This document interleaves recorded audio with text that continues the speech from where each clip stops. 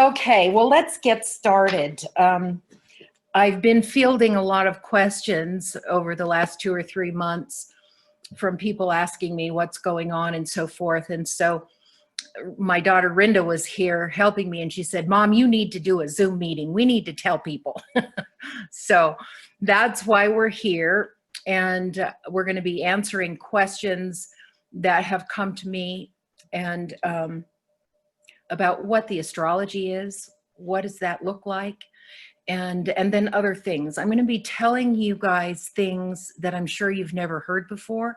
Some of it may even be a little shocking, but as we go on, you'll see what I mean.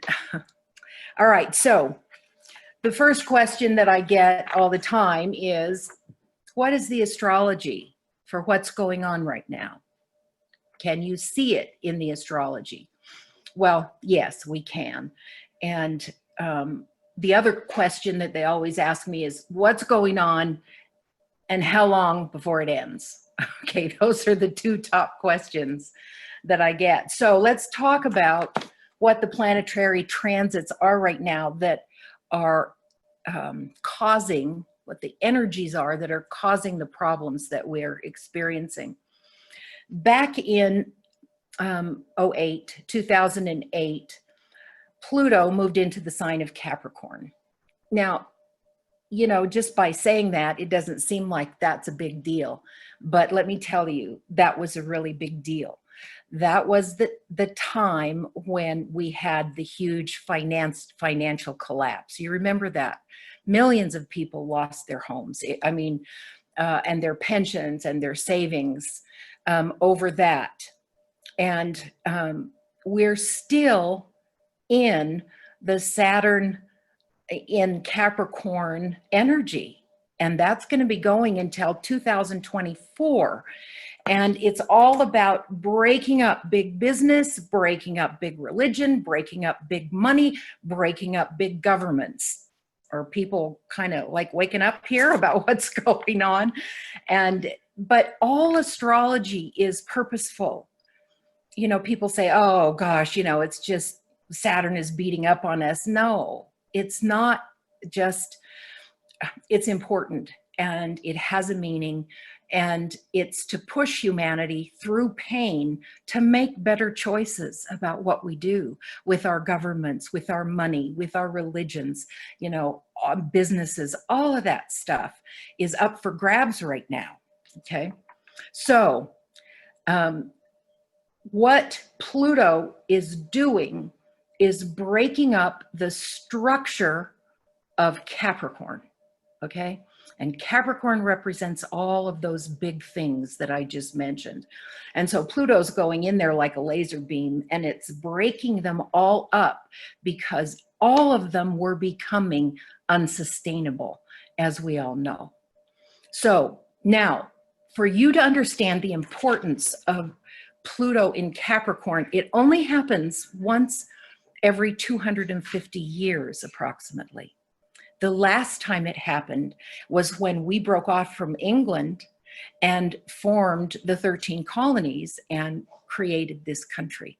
Okay, that's the kind of energy it is, breaking up the establishment and creating something new. And of course, we left England, and because of taxation and all of those kinds of things at that time, and started the colonies. And what was going on was very treasonous. So it was a very desperate situation for them, much like the energies that we're feeling now. Now, 250 years before that was when we had the Protestant Reformation, which set the Catholic Church, which was the ruling church, on its ear and allowed people the freedom to worship as they chose rather than just having to pay homage to the Catholic Church. So every time Pluto goes into Capricorn, every 250 years, we have shake-up, break-up for all the big stuff from religion, governments, business, all of that stuff, okay? So, like I said, that's going to be going on until 2024, November of 2024, okay? Now, when it happened in 2008, those were the beginning stages of the shake-up breakup, with all of the people losing out so much money. And it has been progressing and progressing. And as we see right now, a lot of these structures are literally dissolving right in front of us. And there's going to be more. Now, the other thing that's happening is that Saturn is now conjunct Pluto. This is warlike energy. I've been worried about this. I've been watching this for a year and a half and telling people, I think, maybe Trump might start a war with Iran. We didn't know that this warlike energy would mean that we would be fighting a virus, and what that means, not only in the United States, but in the world, what that means. And it has everything to do with the breakup of structure. So more and more breakup and shakeup, warlike energies, harsh, ruthless, and cruel methods to obtain ambitions. Isn't that interesting? Harsh, cruel, and ruthless methods for those to obtain ambitions, for those who are in power. Okay, so there's that going on. Now that dance, Saturn and Pluto dance, started in December of 2018, and they will be dancing until February of 2021. So these aspects, these warlike aspects with malefic planets, malefic meaning they're challenging energies, it's continuing and building upon the Pluto and Capricorn energy, which is shake up, break up. Okay. Now, Saturn just recently, this last week, moved into the sign of Aquarius. Now, what does that mean? If none of the other stuff going on was going on, Saturn moving into the sign of Aquarius would just mean innovation. Okay. But this Saturn is afflicted because it's conjunct Pluto. So it's not operating on the positive, it's operating on the challenge. And what that means is that futuristic ideas, as government is reset and structures are abolished, there will be unconventional ideas as these structures dissolve, and that people will be seeking freedom. Remember, Aquarius is ruled by Uranus, and it's all about freedom. Okay? So when you put Saturn and Uranian energy together, it's very much like a pressure cooker. Okay? The pressure is building for people, and you feel it all around. It's like we don't know when the lid's going to pop off. And so everybody's in stress over that. So the solutions, some of them may be very helpful. Some of them may be, as we have seen of late, some of them may be solutions that benefit one aspect of society and doesn't benefit the other. Does that make sense to everybody? And Saturn moved into Aquarius. It says in 320, and then it moved out a little, and then it came back, and it will be in effect until March of 2023. Now the next one, in and of itself, would be just fine, okay? But with all of the other combined energies, it's different. We have Neptune in Pisces.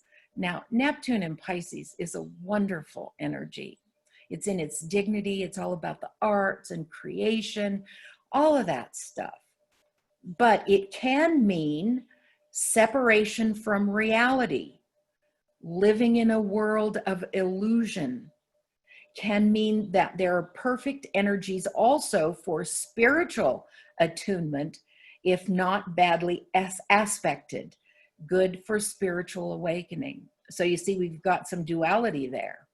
Either people are living in illusion okay? And they are separated from reality, which a lot of people are right now.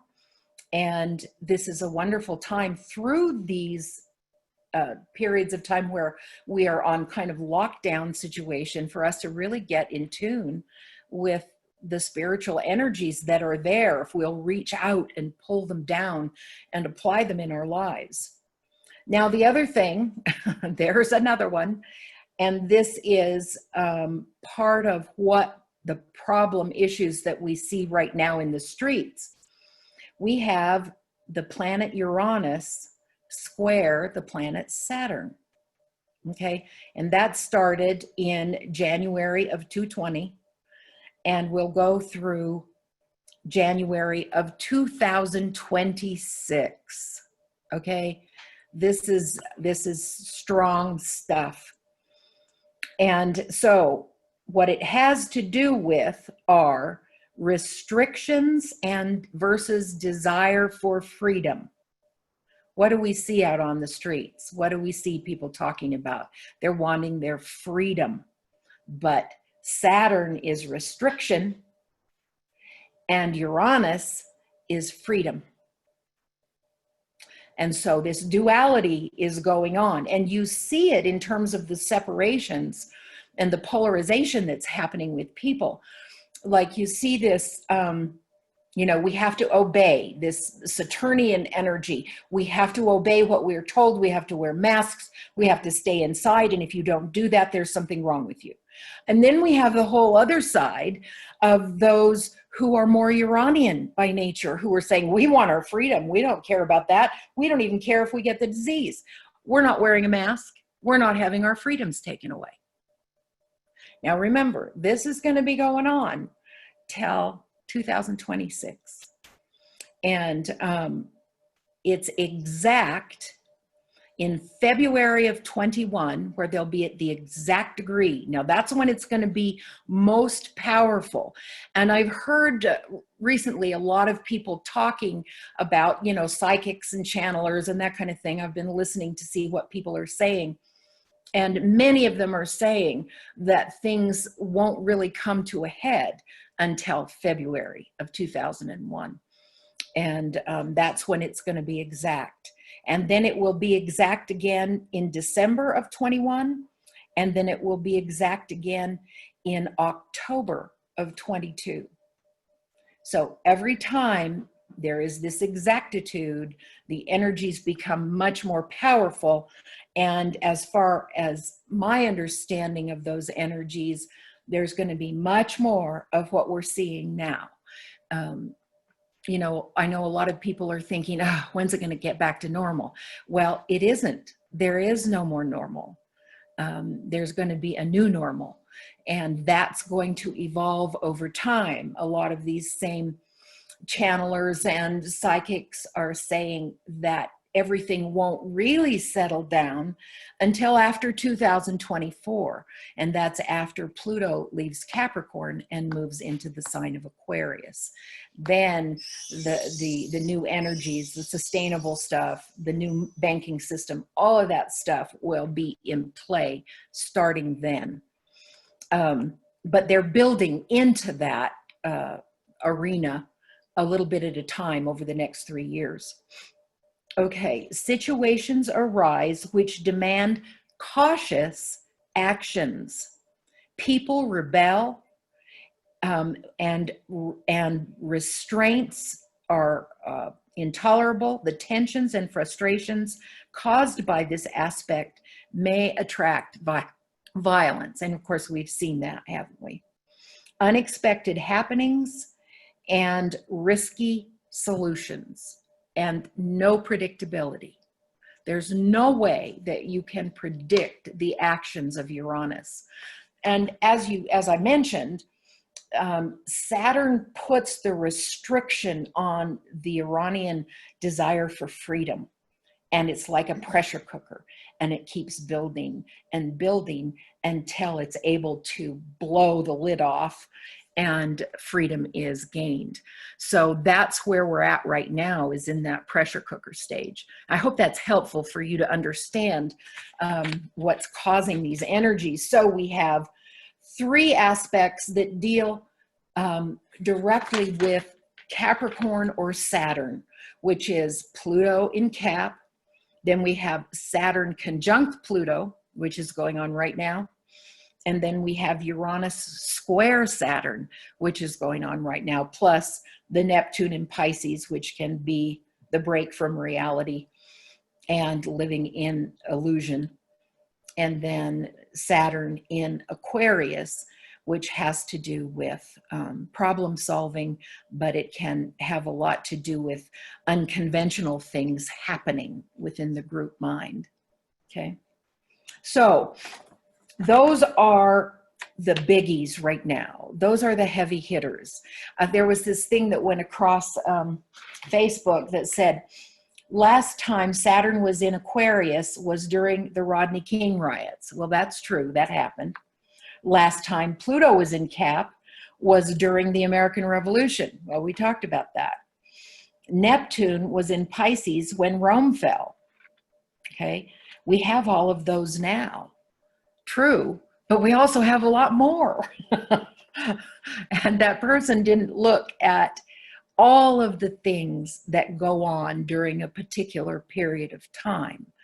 If it were just Pluto in Capricorn, you know, we'd be able to assess more realistically the things that would happen, but we have all of this other stuff.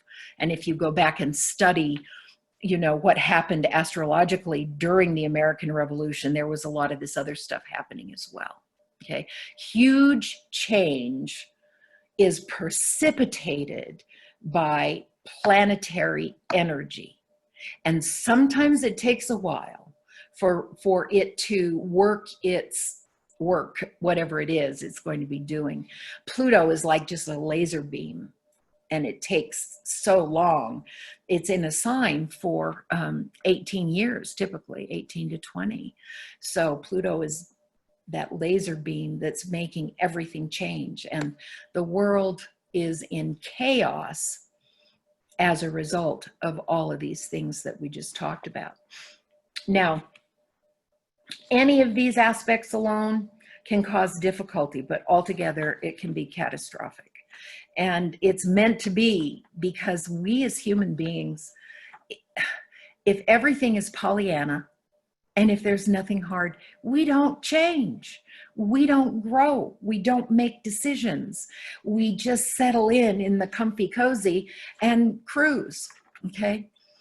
And so we as humans need pain and discomfort in order for us to make substantive changes that will help us and put us in a better place. And that's what's going on right now.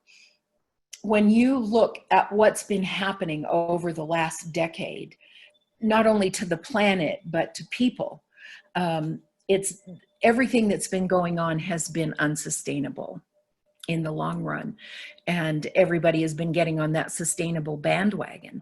And that's what's got to happen. All of this painful stuff will get us to make decisions that will create an earth that we want, that we can take care of the earth as well as provide for all of us in a sustainable way. So, okay, those are the astrological aspects. If you have any other questions about that, put it in the question thing. I think Rinda's, let's see. I asked a discussion for the event and what I spent the morning researching. Who said that? Oh, that was Camry. Oh, okay.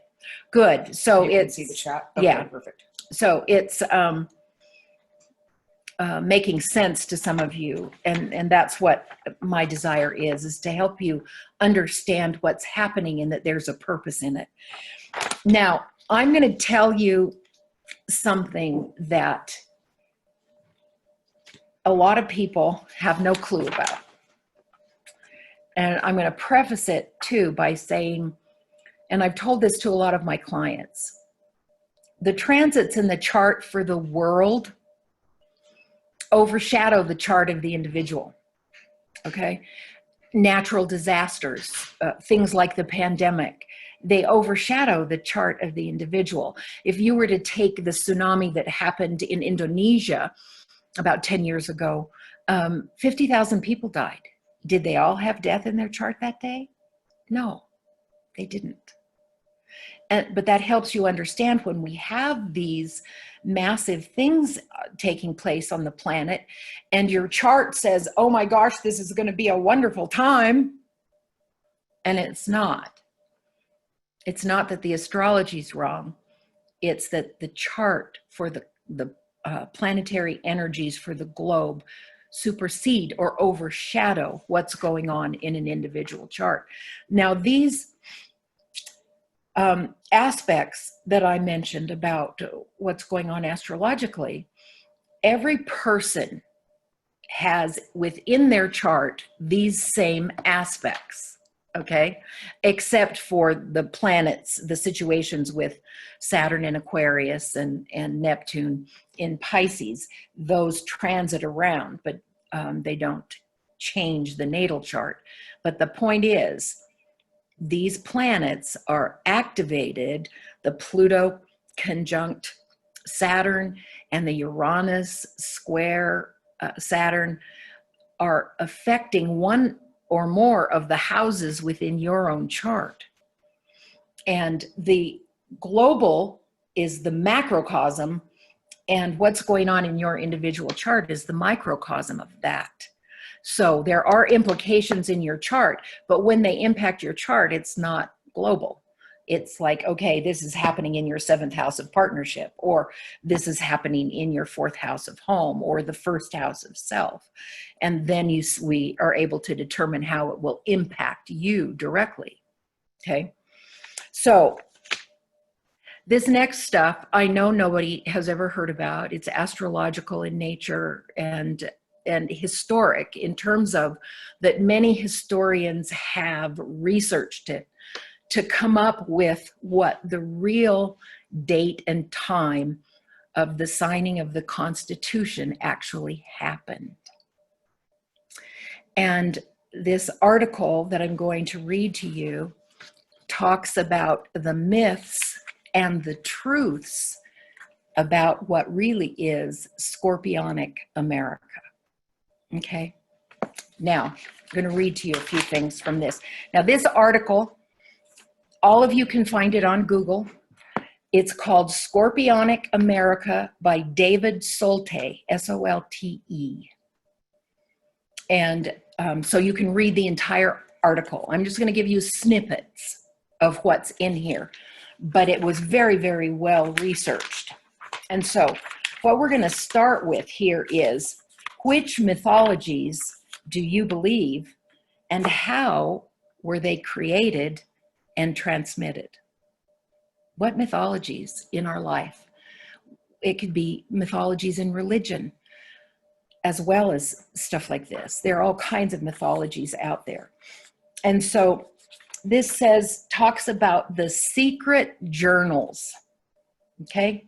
The testimony of Thomas Jefferson is powerful, and yet as early as 1884, Llewellyn Chamberlain proved that Jefferson, as well as John Adams and Benjamin Franklin, were inaccurate in their recall of the events surrounding the Declaration, okay?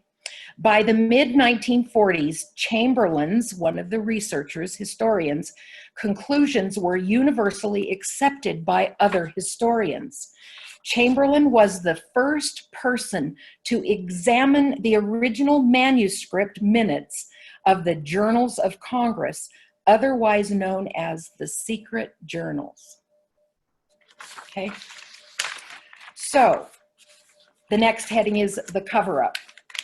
When Congress published the public journals, it purposefully transferred the dates that they were talking about, including August 2nd and July 19th. They all reverted back to July 4th in order to cover up the fact that the vote for independence was not unanimous and the Declaration was not signed in the heat of an all-consuming patriotic passion, as we've all been told. Yes, that's politics as usual. We know that. even back then, politics were run the same way that they are now. Now, this Paul Ford, who is the editor of the writings of Thomas Jefferson, openly acknowledged that the published journal was fabricated. After examining Jefferson's notes, Hazelton announced that they had been written in one sitting sometime after Jefferson retired from Congress in September of 1776. Okay. So Charles Warren believes that Jefferson relied on the official published journal of Congress to jog his memory and was unknowingly led onto the path of error. One wonders how a brilliant mind like Jefferson's could think the eloquent phraseologies of unalienable rights in one moment and then instantly forget the chronology of their acceptance and approval by Congress. What's even more suspicious is that John Adams and Benjamin Franklin also gave similar public testimonies about a July 4th signing. As soon as an American seal, John Adams says, as soon as an American seal is prepared, and he said this on July 9th, I conjecture the declaration will be signed by all the members. Now, how could the three brightest minds in America forget the actual events surrounding independence, with each making the same error? Theoretically, it is possible that Adams and Franklin were also led astray by the published journals. That, to me, is like the redacted versions that we deal with now. Okay, so, but it is most likely that their motive in altering the records was to make it appear that for the public that the motion was adopted unanimously and without hesitation. Politically, what better action could be taken to assure public support of that venture? Interesting, huh? So, the declaration, it says, was not a legislative instrument. It was a propaganda overture addressed primarily to deal with what was going on with France at the time. So the signing of the declaration occurred, it has been said, occurred August 2nd, or more accurately, that's when it began.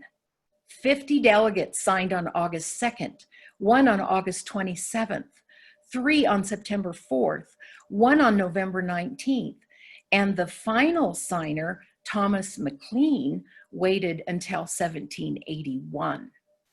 Okay, so this reduced historical truth to obscurity and gave birth to a great American myth. Now, the teachings of the founding fathers' fearlessness is also coming into question nowadays. Popular belief assumed that the American people knew the names of the signers when the declaration was made public. The fact, however, is only the signatures of John Hancock, President of Congress, Charles Thompson, was secretary, were the ones that were inscribed. The delegates withheld their names from the public for another 5 months after the August 2nd signing, because if independence failed, their treason to the crown might result in death. So not until after Washington's victory at the Battle of Trenton were the signers willing to go public. Isn't that interesting? The proponents of the July 4th chart have Jefferson as their main witness, and yet they cannot rely on his testimony. His claim that the declaration was signed on the 4th is fictitious. All the founders did was tidy up the wording and stoically approve an article press, an articulate press release, okay? So, it says, the first Declaration of Independence was actually the twinkle in Daddy's eye, not the moment of the infant's first cry. I thought that was great. Okay, so I'm going to give you a little more here. The Articles of Confederation took their final form 16 months of soul searching and interrupted negotiations. Okay, so it wasn't just a quick, easy thing. The final signature was obtained actually on November 15th, 1777. Therefore, that isolated moment in history when the deal was made, which established the United States of America, a new institution of federalism was initiated on the stage of world history on November 15th, 1777. Why is this important to know this? It's really, really important astrologically. When you look at the differences between a July 4th Cancer beginning versus a November 15th, 1777 signing, the energies are absolutely diametrically opposed. Cancer is nurturing. It takes care of its people. It takes care of its children. It makes sure everybody has their needs met. Okay? Does that sound like this country? No. It does not sound like this country. Now, let me tell you what they wrote about it. It says, in very fact, every Cancerian character trait typically associated to the United States and the July 4th totally fails when compared to its statistical research without exception. Everything Cancerian has been rejected by this country. Now, it says those areas in which the Cancerian chart should excel are the very ones which were cast to the bottom of the data heap. And this fellow also wrote, he said, statistically derived profile of America points to one fact. The United States is a Scorpio path, a nation trapped within its own obsessions, addicted to secrecy, money, sex, weapons, power, gambling, religion, entertainment, drugs, and denial. Does that sound like our country? Now, what you have to understand about astrology is just like when a child is born, okay? What is that moment of birth? Because that moment defines the entire life of that child. Whether it's a Cancer, Scorpio, Taurus, Leo, whatever it is, okay? It's at the moment of the final birth that the astrology is put in place, okay? So, politicians are politicians, whether back with the founding fathers, where they rev things up and make everything look so good and everybody believes in it, and we're sold another myth, okay? So it's real important that you pay attention to what's going on and that it isn't the myth that we were sold in our textbooks from the time we were little. And not many people know this. People are just confused. Why aren't we a Cancer country? Why don't we have that emboldened in our society? And it's because we're not. Now, the other big question that I get that's perplexing to people is, what is the Great Awakening? What? The Great Awakening? Awakening to what? What are we awakening to? Well, some people are waking up to what they call conspiracy theories, okay? You know, that's all of a sudden their eyes are opened and they just become like, oh my God, this is what I'm seeing. Other people are awakening spiritually, where they are getting closer to source, like that Neptune and Pisces, where they are taking the time alone to develop a stronger spiritual connection so that they can get the information, they can get the discernment when they're faced with things that make you go, what? No, how? No, okay? So one of the things that we have to be careful of is what they call cognitive dissonance. Now, if you haven't heard that term, what it means is that when you hear something that is so beyond your realm of thinking that you go, no, can't go there, and you push it away.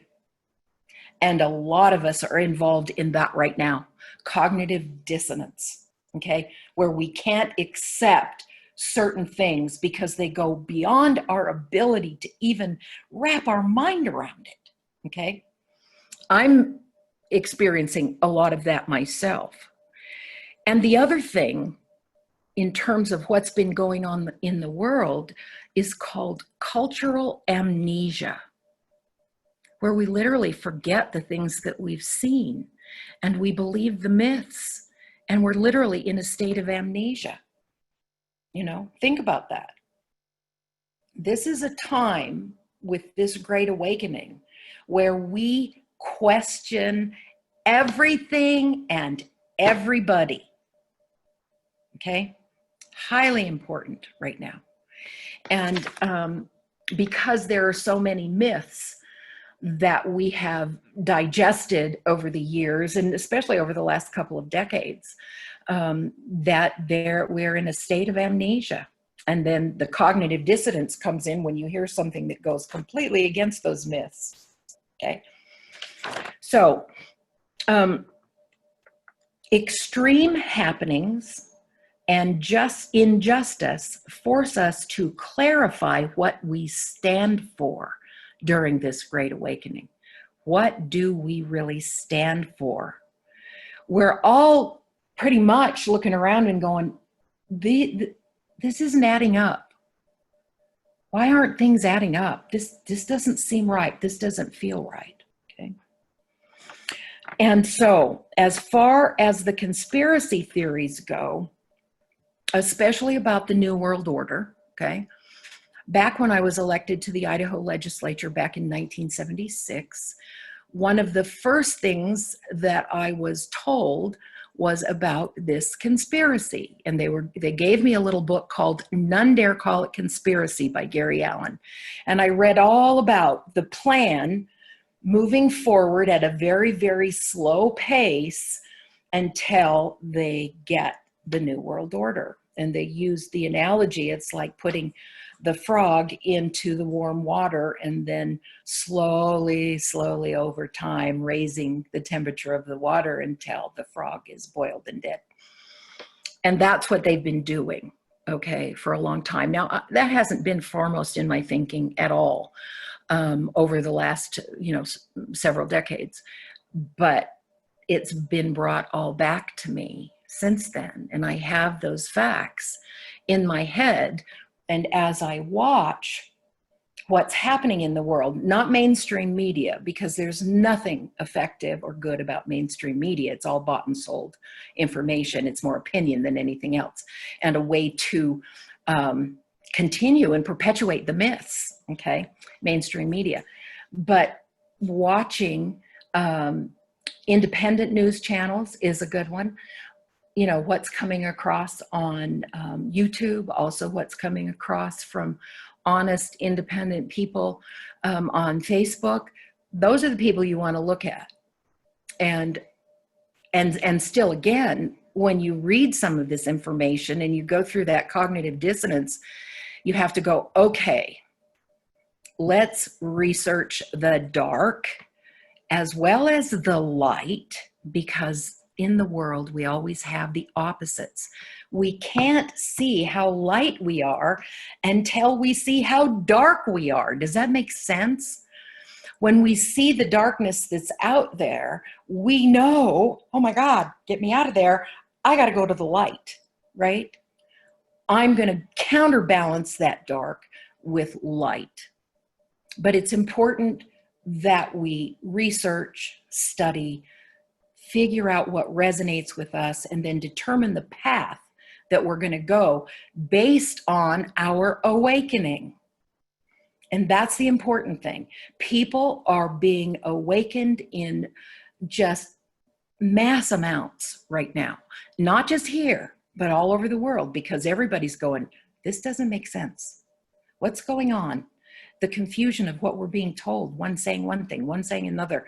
We all know that there's something not right. Okay, so you need to study, you need to research and find it out for yourself. That little book, None Dare Call It Conspiracy, I thought, oh my gosh, I gave that book away ages ago and I reordered it, you know, and let me tell you, the price went up.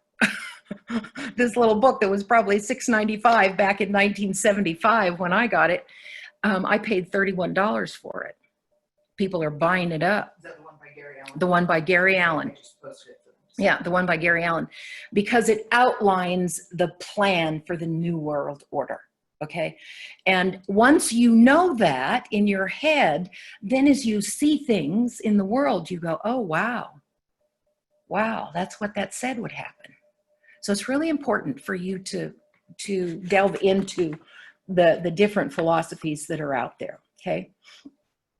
The truth will come out, because that's part of what the astrological imperative is right now, is for people to see. And, you know, when Pluto is bashing the structure of, you know, Saturn, all of the capitalism, all of the big business, you know, religion, all that stuff, what happens is there become cracks in that cement and it sheds the light through it. And so we get to start seeing what's really true. And so who do you trust? That's really important. And as you develop your spirituality and develop your ability to discern, then you'll have a greater sense of who to trust. Okay. Now, I have done a lot of research in this. What's going on, and there are I've listened to probably 10 different psychics and channelers, and they're all basically saying the same thing. They're all getting the same information. Magenta Pixie is one that I enjoy. Elizabeth April. I can't think of some of the other names, but like I say, I've listened to several, and they give you an interesting perspective based on who they're channeling and based on who they're talking to, who have also been channeling and who are also psychic. So take that for what it is, but you might want to do some research. Okay. Now, we're basically, and this is interesting, we're in exactly the movie Matrix. That's what's really happening. Okay. Are we going to take the blue pill and not see the truth? Or are we going to take the red pill? And we're going to see exactly what the truth is, whether it's painful or not. And it can get pretty painful. That's where the cognitive dissonance comes in. Ugh. Don't tell me anything else. Okay. One of the things that I will tell you that's going on right now is tremendous global light work. There are dark forces that are being brought down. One of them has to do with pedophilia. In the United States alone in 2019, 500,000 children went missing. And what's happening is that those pedophile rings are being caught. Children are being brought out from these rings, and you know, the human trafficking, child trafficking, all of that stuff, that's being really worked on right now in the last couple of years, and more rings are being discovered and they're being prosecuted and shut down. And that's what we want to see. All right. Political corruption. Oh my God. Talk about an awakening. We've seen the political corruption right before our very eyes. And you go, oh my God, look at that. I mean, even just when you look at the numbers for the primary election, and you're watching, and I do that, I watch mainstream media to get information on these elections. And right before my eyes, Bernie Sanders' votes dipped from what was actually on the screen, dipped 2,000 votes, and Biden votes went up 5,000. I mean, it was like, how stupid do you think we are? You know, it goes on right in front of our eyes. And remember that the media is owned by corporations, and they're going to tell us only what they're told they can tell us. Okay. I don't know if any of you guys have seen this hysterical, I mean, it's really sad when you think about it, but it's hysterical to see it. It's a video that someone put out of like 50 different news channels on a given day, every one of them saying the same identical thing. When you see that, you go, yeah, it's controlled. It's controlled. Okay. So let's move on to the next thing, which is frequency. Okay. Fear, hatred, anger, rage are low vibrational frequencies. Okay. And remember that rule with frequency is whatever frequency you're at, you attract more of it. Okay.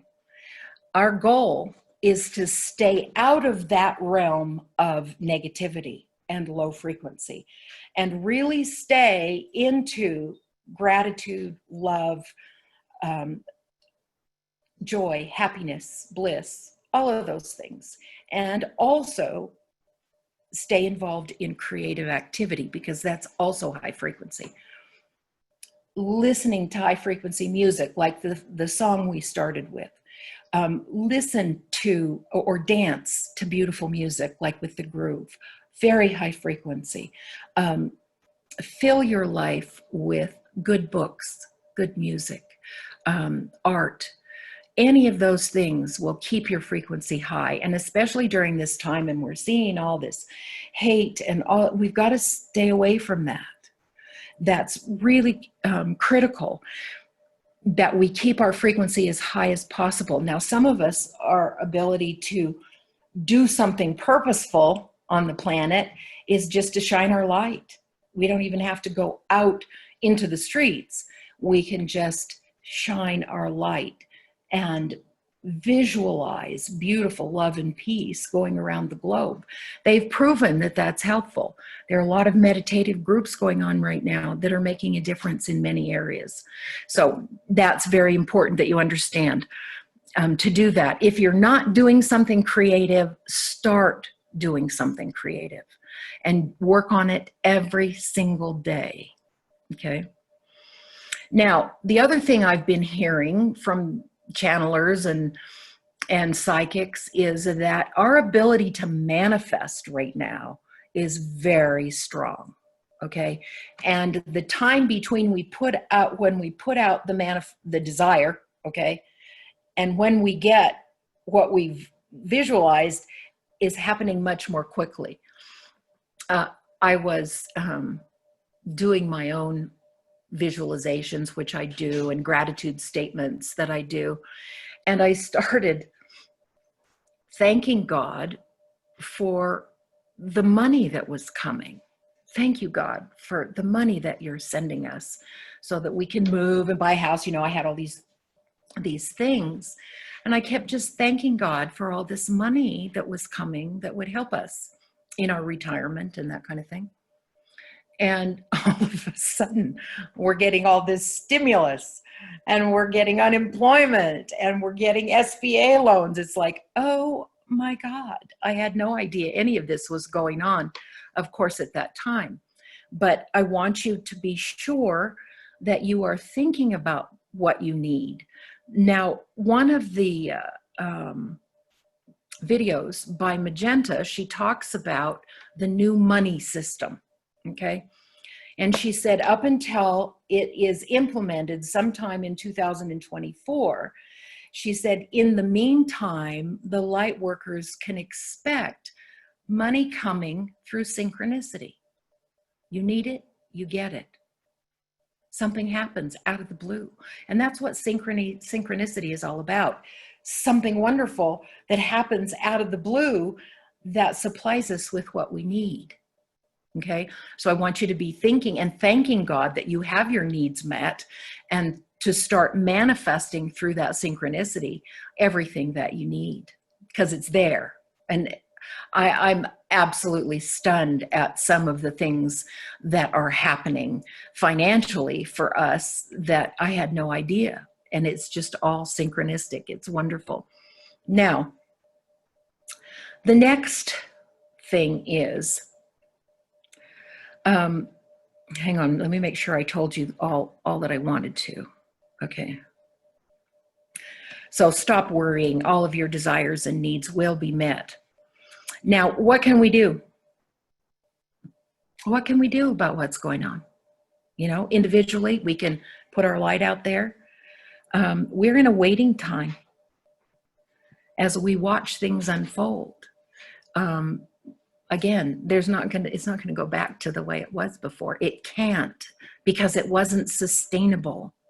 We can't have everything going to the top and the middle part of us falling apart and the poor people falling apart. So we need to make changes that we can be proud of. We need to be part of that, okay? Do what you feel to be right. Often prayer and sending love and light can help. Meditate for answers and understanding the truth of things. That to me is the most important thing. What is the truth? We've been fed myths for so long. Coming to the understanding of what's really true is powerful and helpful, okay? Be as active as you feel you should be. You don't have to be out on the streets. You know, people say, oh, you got to get out there. No. And somebody like me, hell, I just turned 70. I'm not going to go out in the street anywhere. But I can put out information that's helpful to people. So can you. You know, we can do the things individually. Keep aware. Don't fall back into amnesia. Be aware, okay? And when you look at the actions of our country, so much of it is mind-boggling, all right? So stay aware and alert. The light is growing. And know that the light workers are helping people to wake up right now. So sending that light is very important. Let's see. Oh, we got all kinds of questions here. Well, there are people chatting back and forth, but the first question that was asked and Mark answered, but you might want to elaborate, is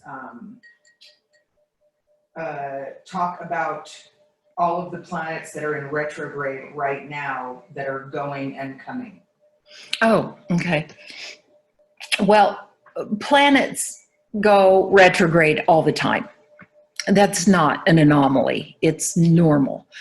But when there are several, like 5 or 6 planets retrograde at the same time, that's particularly meaningful.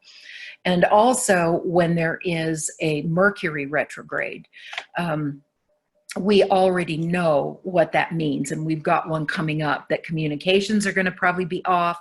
There are going to be delays, those kinds of things.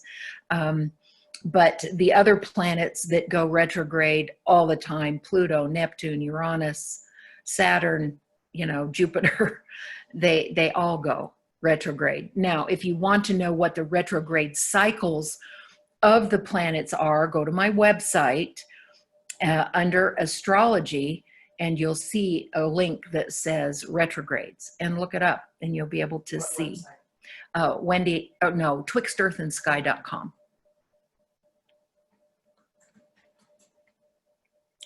Okay. Now, what were the other questions from Tanya? What would she say? What are some of the other ones, Rinda? Well, Cher is saying, are we in the process of a new monetary system now? I heard it was in place years ago. but it wasn't time to be implemented, but is now getting set up to integrate it as we are in the midst of everything now. Right. Well, yes, we've known for a long time that there would be a new monetary system.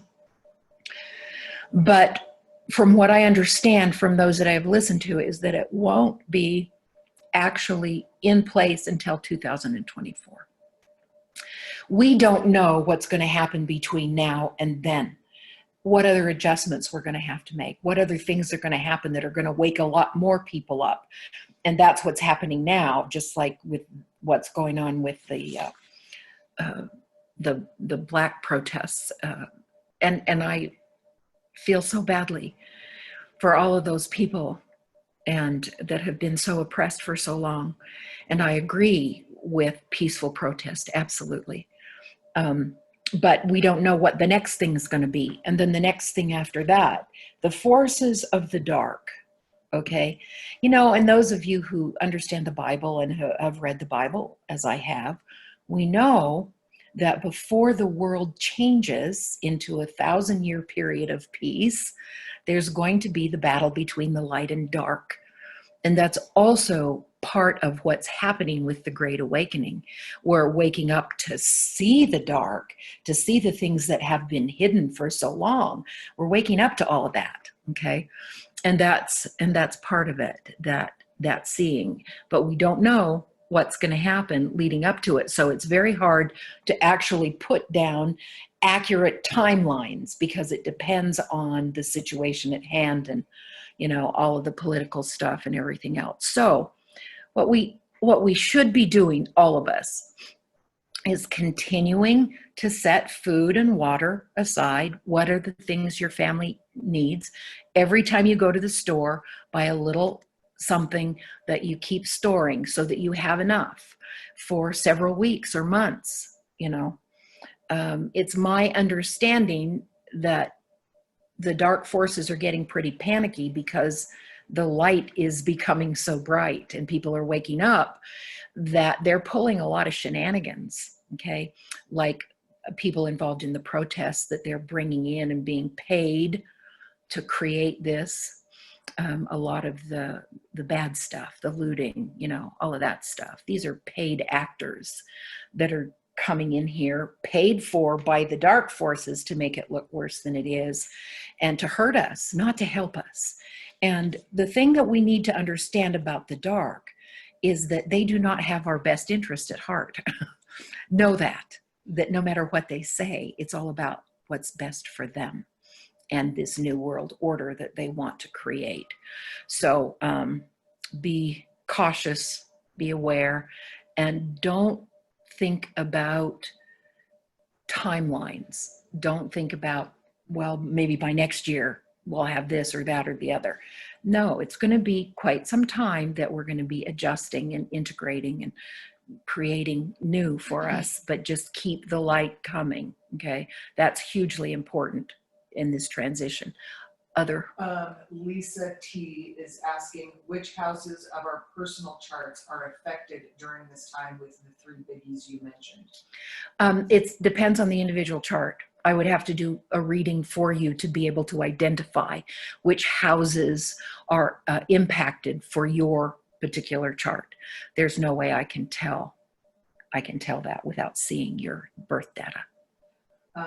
Tanya James says, love what you said about manifestations. What tools can people use now to instill more trust and let go of the scarcity loops? Well, I think the tools is just learning to meditate, learning to bring the light in. When you do meditations, bringing that light into you and listening, slowing down, hearing. You know, spirit speaks very quietly. That's why meditation is so important. You know what speaks loudest in your head? Fear.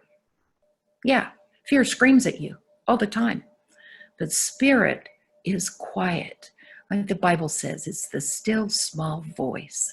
And so when you get quiet and meditate and listen, then you're going to get information. Also, it's highly important to learn to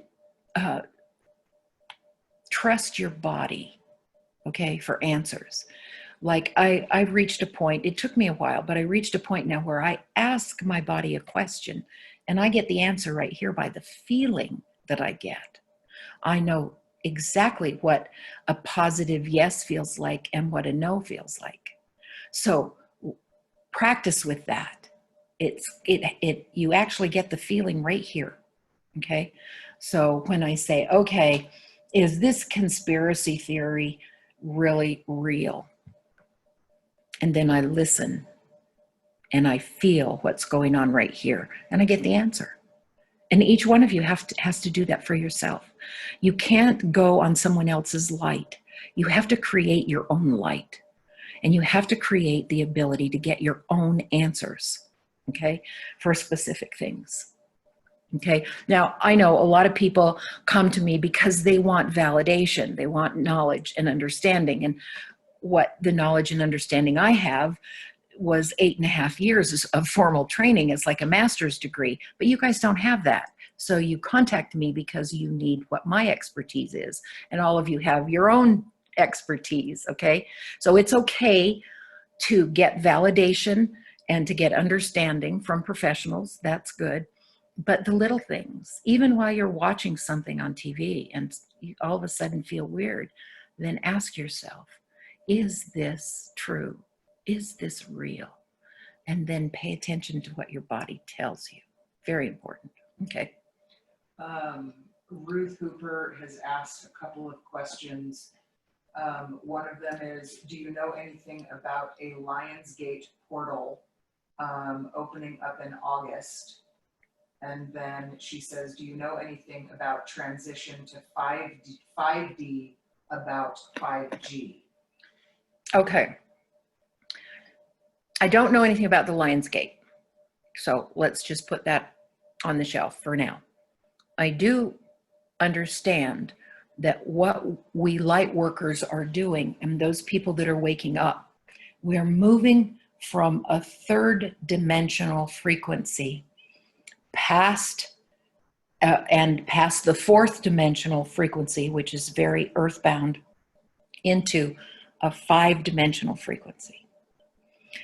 And in that 5th dimension, because I've been there, I was there for about 6 weeks, and the intensity of the love you feel in that frequency is mind-blowing. You feel that intensity so strong that a lot of people who have experienced it will do anything to stay in it because it's so powerful in love. And so that's what this big transition is all about, from the density of the low frequency of 3rd and 4th dimensions into a much higher frequency of 5th dimension. And then I think beyond that, the next really most important one is the 7th dimension. So we're all going through this transition and we're going through it together, okay?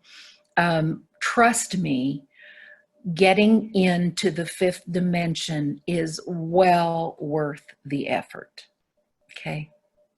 Because I've been there and I know. Now, what's the next question that she, the 5G. Well, the question was, do you know anything about transition to 5D about 5G? So I don't really understand the correlation between the two. I do know from some of the stuff I've listened to, because I have heard a lot about the damaging effects of 5G, and that the places on the planet that have the most 5G are the ones that have the highest incidence of COVID deaths. Whether we can believe any of that, I don't know.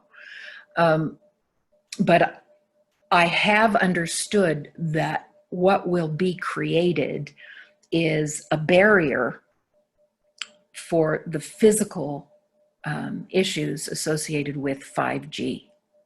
That 5G on some level is important, but it will continue to cause problems until these new systems to protect humans are put in place, protect us from it. So Does 5G have anything to do with going into the fifth dimension? I have no idea. No, she was just saying that it was a run-along question. Oh, okay. Okay. I hope my answer was helpful. Okay. Stacy said, I don't know if everybody's listening to the chat, but Stacy says, say your intentions out loud. The vibration of every symbol as we speak has more power than we can even imagine. Rather than just thinking your intentions. Right, speaking them and visualizing what you desire is so powerful. What else have we got? DH, I don't know who that is, says, can you speak more about Trump? Maybe get into Trump's astrology. Trump is, wow, he is full of so much duality. He's a real piece of work. His astrology is powerful and complicated. Now, he's a Gemini. I will give you the fact that he is smart. He has Mercury in Gemini as well, which is how he thinks and communicates. And it goes into his head and out his mouth because he has no filter. Okay. Now, I've struggled with him because he has his, actually, I misspoke. He has his Mercury, which is how he thinks and communicates, in Cancer. Now, that's pretty opposite of what we hear about him. He also has Venus in Cancer. Now, I talked to you earlier about Cancerian energy. It's love and it's nurturing and it's caretaking. Also, people that have strong Cancer in their chart love the country. Okay? But where the problems arise is he has Leo rising with Mars and Leo on his ascendant. That's where we get the narcissism. That's where we get the 1, 2, 3, all eyes on me stuff. But I've struggled, as a lot of people do. We struggle with him because he's just so narcissistic. And some of the things he says are so ridiculous. But I go back to the Mercury in Cancer, how he thinks like a Cancer. Well, he's strong. He's very powerful. He is probably the strongest person we have in politics right now on the planet.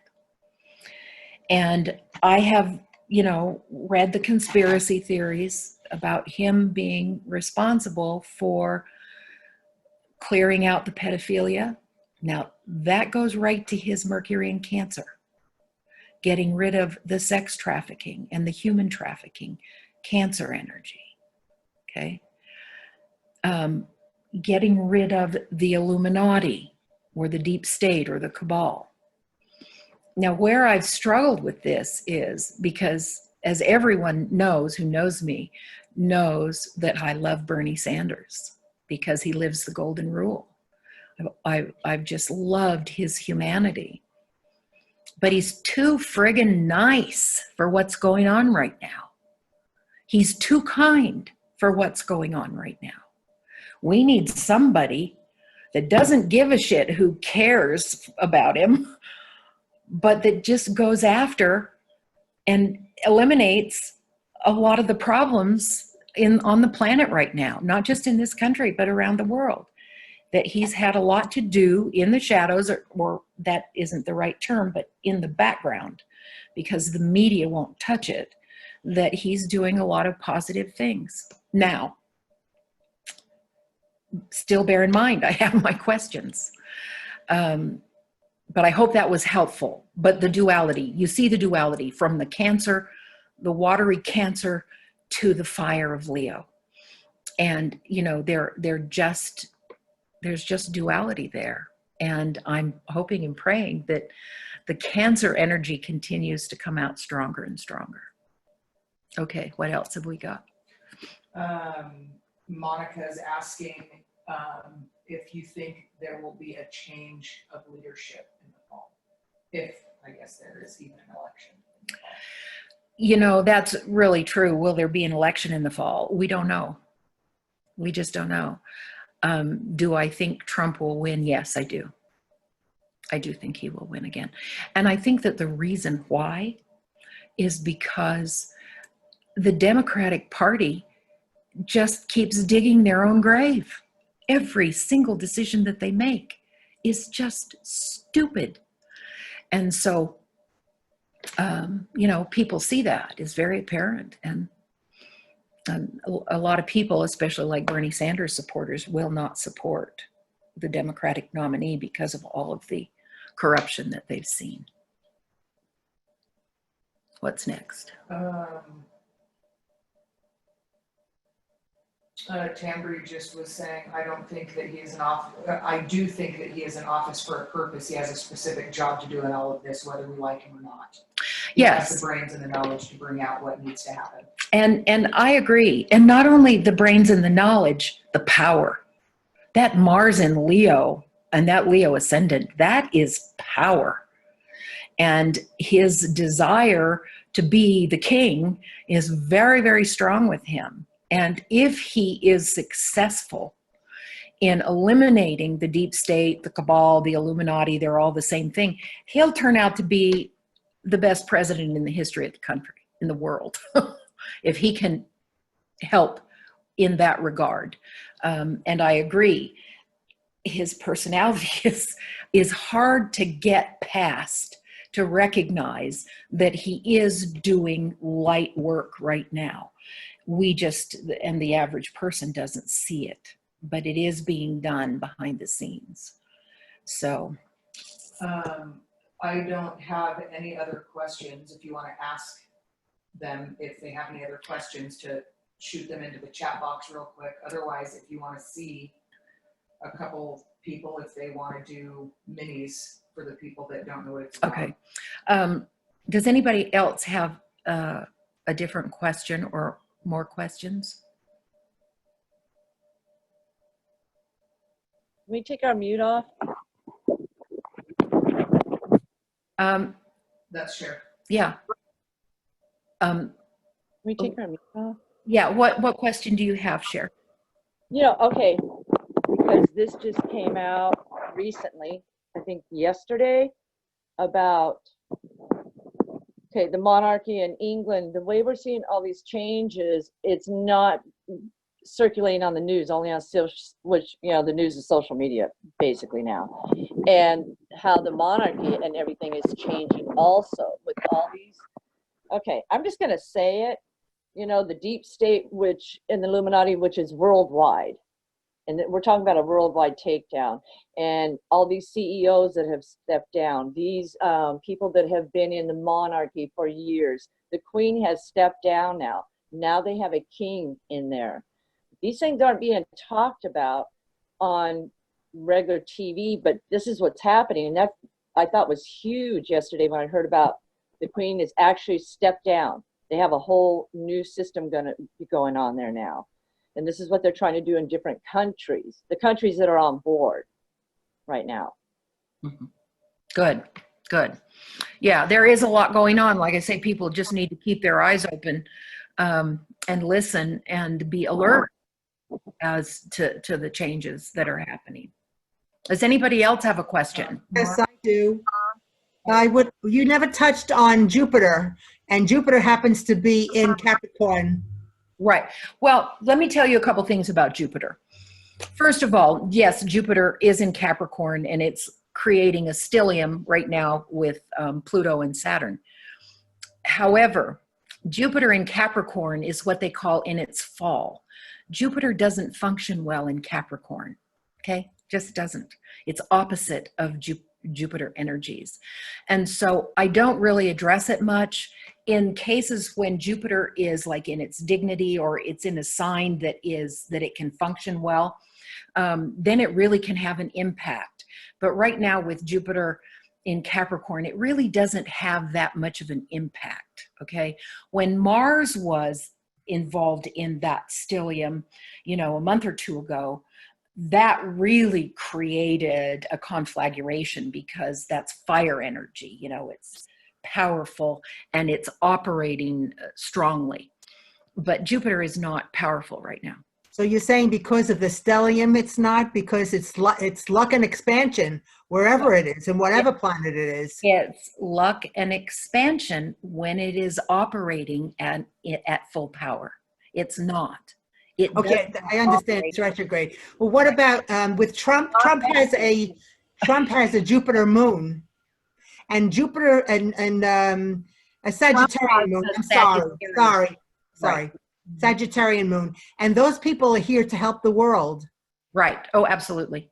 That's Absolutely. another thing you should bring out when you speak about him. Well, yeah, that's true. We don't see much of that on the surface. You know, your moon in a chart is all the inner stuff that people don't see. Okay. So people don't see that he has great humanitarian leanings because Yes. it's all internal and he doesn't share that. Okay. So, but Sagittarius in general, okay, is extremely important in the world right now. And all of the young people that were born the 20 years prior to 2008, when their Pluto was in Sagittarius, and Pluto in a person's chart is what they'll die for, okay? So these Pluto and Sagittarius kids are going to be the ones that will usher in the justice system that we need. It's all about justice. I mean, and this is where Bernie Sanders has been so strong with these people, is because he has Sag rising also, and justice is so important to him, so they gravitate to him as a result of that. And I would love to see more of Trump's Sagittarius leanings, but he keeps them pretty hidden. Well, I also feel Bernie is a socialist, and if we want freedom here, that's not going to give it to us. Okay. Okay. Any other questions? That's my opinion. Mark is saying, can you talk about how to create a new reality through visualization and intent? Now's the time. Yeah, now is the time through visualization and intent to create a new reality. And as we do that and work our magic, because we all have it, through putting our intention out there, what's happening though is we're kind of like on a not a roller coaster. We have everything under control, we think, and we're on this swing up and everything's groovy, and we're working to create our intention and to create the world we want. And then something else hits us and we go crashing down again. And then we have to work and build back up again, you know, to achieve what we want and to achieve our own happiness within our heart. This is a time too with Neptune in Pisces where we experience and can experience greater spiritual awakening. And one of the things that I've experienced so much lately is joy. Now you think maybe with all that's going on that wouldn't happen, but no. I'm seeing so much good about lockdown. There's a lot of bad too, but there's a lot of good associated with it. And I mean, we can talk the money that we've received, we can talk the fact that we're closer to our loved ones, and doing things that are really important rather than the superficial things maybe we were engaged in before. So there's good stuff out there, but we have to continually make adjustments based on what's happening, what we hear, we integrate it, and then we stay focused on the light and what we want to create. But it isn't a straight line from here to here. It's like this, and we all experience that on a day-to-day basis. Do you know anything about the Star of David in a natal chart? I am familiar with the Star of David in a natal chart. It's very rare. I think since I've been doing astrology, I only know of 2 times that it occurred. And part of it was the harmonic convergence. I think that was 2012. Cher, do you remember that? 2012? And it ushered in, and a lot of the psychics talk about it, it ushered in a new time. It ushered in a more powerful spiritual time of awakening. And more people have been awakening since then. Now, with a person born with that in their natal chart, that would be very interesting. I'd love to see it, but it depends on what planets are involved in that and what houses are involved in that individual chart. Anything else?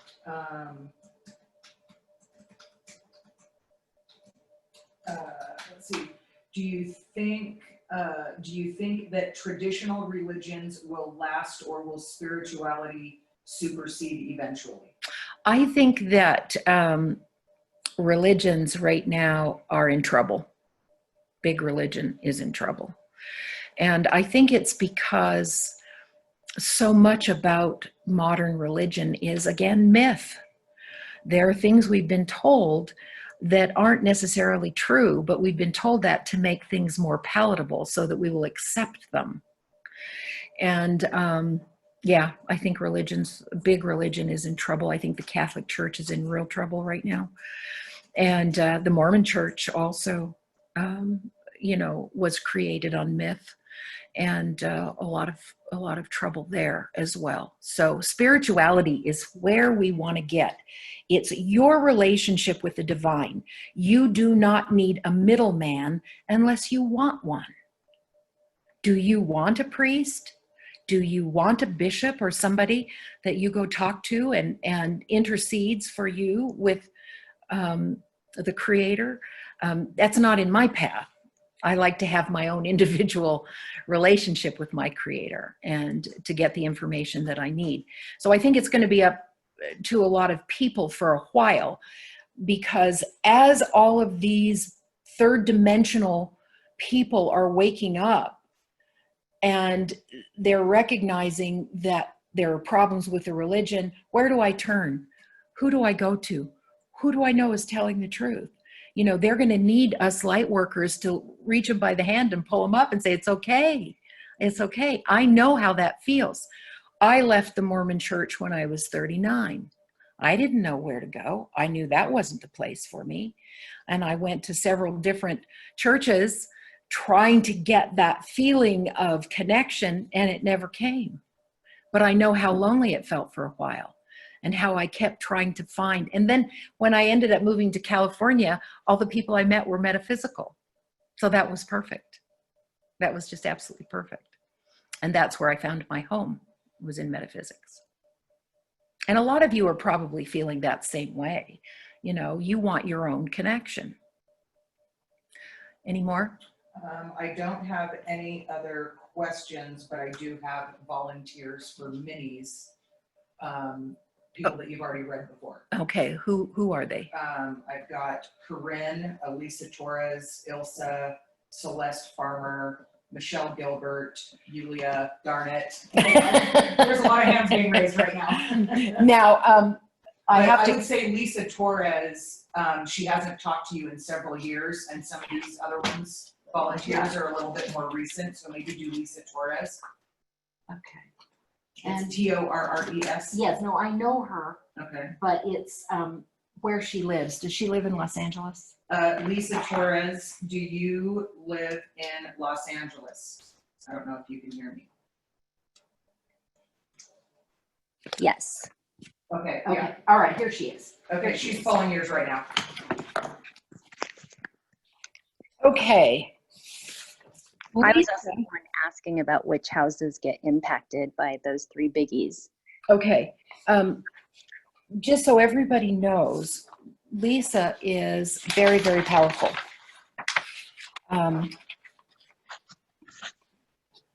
now wait a minute. I have two Lisa Tauruses. This is, both of you are in Los Angeles. This is Lisa Taurus 2. I need Lisa Taurus 1. Okay, here we go. There you are. Just confirm her birthday. Yeah. Birthday 7/21. Oh, wait a minute. Okay, so it is Lisa Taurus 2. I was just thinking. So I'm still powerful? Yes, no, you actually, Lisa Taurus 1 has several planets in Scorpio, and she's very, very strong, very powerful.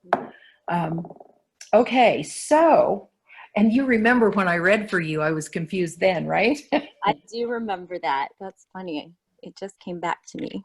So, Keep it to like 3 to 5 minutes. okay. So for you right now, what you have is Uranus is in your 5th house of creativity. Let's see what it's impacting. And also, the Saturn stuff is in your 2nd house of money. Saturn, Pluto. Have you had money struggles, or are you bringing in money in a completely different way? In a different way. It's Yeah. kind of like what you were saying, manifesting right now money out of unforeseen places. It's Right. just popping up. Saturn, you have to remember Pluto. I mean, Pluto is all about the death of the old and birth of the new. So right now you have Saturn in your 2nd house of money, Pluto, Jupiter, all of those in the situation with money. And typically when Saturn falls in the 2nd house, it means that you worry a lot about money.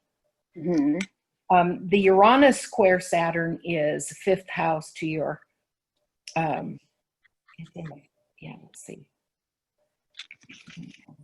Yeah, 5th house, which is in this situation impacted with 2nd house stuff. So, but other than that, that's the worst of it for you will be in your house of money. But let me get back to your natal chart here. Okay. You have 3 planets in Sagittarius. So you've got Sag rising. So Jupiter rules your chart, which is very lucky. You always land on your feet. Okay. Mm-hmm. You've got guardian angel type 9 lives. And you have your moon in Sagittarius. So you're a double Sag. I love Sagittarius energy because it's so humanitarian and giving. You like to help the underdog, all that kind of stuff. Now, you're also very psychic, right? Yeah, I am actually. Yeah, because you have the moon and Neptune in your 12th house. Mm-hmm. And that's the house of Pisces, the house of spirit, which shows that you're very connected. But you also have your Cancer sun in the 8th house of Scorpio. So you have Scorpio Cancer energy. And remember, whatever house the sun resides in, it's colored by the ruler of that house. Okay. Oh, So Scorpio is the sign that is most deeply connected to spirit. It is the most powerful. So you have both the energies of Scorpio and Cancer. And that reminds me, if we're talking about being a scorpionic country, okay, uh-huh. and it operating on the most challenging aspects of Scorpio, but Scorpio has within it the very deepest, darkest, awful to the very highest light and unconditional love. If we as a country could move over to that powerful healing energy of pure unconditional light and love, we could transform our country. We would get rid of the greed. We would get rid of the dishonesty, you know, all of the stuff that we see. But you have a lot of power. You also have a lot of Gemini, which means you have a very good mind. And you're always searching. Always searching. And you have Jupiter in your 1st house of self, which is Jupiter is the ruler of your chart. And you have Jupiter in your 1st house, which means it's a very lucky life for you. Okay. You also have a lot of Leo energy, though. You like to be noticed. You have Mercury in Leo and Mars in Leo. Okay. Which means you need a lot of attention. I have clients who say to me, oh, you know, they get all humble. Oh, I don't want to be seen. I don't want attention. And I go, what? You have Leo energy for a reason. Leo energy is designed to rise to the top. It's like the cream in the milk. Okay. So embrace that Leo energy. If you didn't have Leo energy, nobody would rise to the top. Nobody would be seen. We need people to rise up. We need to see people in order for us to find who we resonate with and to help us learn and grow. So Leo energy is very important. So you have a lot of fire between Leo and Sagittarius. But the big part for you right now is just the money situation and just just manifest it. That's all we can do right now, right? Mm-hmm. Okay, who's next? Corinne. Thank you. You're sure welcome. All right, let me get Corinne's file. Corinne, you've been in a bad place lately, haven't you? Have I? Let me find it out here. Here you go. Yeah, Corinne, you being a Capricorn, as I recall, or Capricorn rising, okay? So all of this stuff with the stellium, with Pluto and Capricorn and Jupiter and Mars, has all been taking place basically on your ascendant, which is your relationship line, and your first house of self. You're going through major transformations right now, right? Mm-hmm. Yeah, absolutely.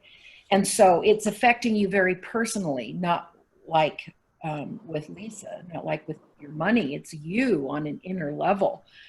And remember, when we've got Pluto involved, it's the death of the old you and the birth of the new. You've got to let go of the old that doesn't serve you any longer. And that's what Pluto is all about. What is it you need to let go of? Okay. Now, when Saturn is in the first house of self, what happens is you lose a lot of power. You lose a lot of energy. Sometimes you just don't feel like you have energy to do anything. And that's for a reason, okay? Your energy is being restricted, so you only have time for those things that are important, and you let go of everything else. You let go of everything that doesn't serve you, and only do those things that are important that you have the energy for, okay? Now, where is Uranus in your chart here? Are you moving? If you're not, you're going to be. Nope. You've got Uranus moving into your fourth house of home. Now, it'll be there for like 3.5, 4 years. So within the next period of time, you will be moving. Okay. You have Leo energy because your Gemini sun is in the 5th house of Leo. Okay.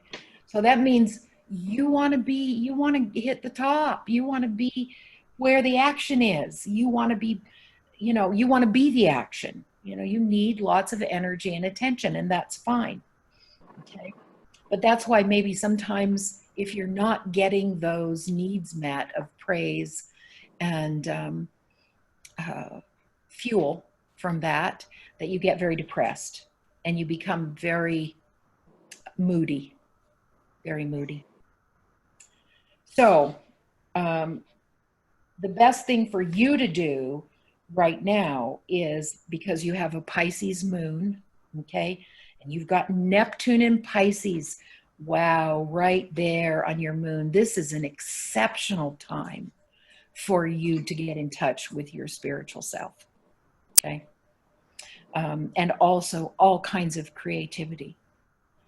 You need that right now. You need to be alone. You need to meditate. You need to get quiet. And you really need to focus on what's truly important to you, especially with Saturn in your first. Remember, Saturn always says, dot the I's, cross the T's, and do the work, and then you'll get the reward. Okay? So get your work done, and things will improve. Let's see. Thank you.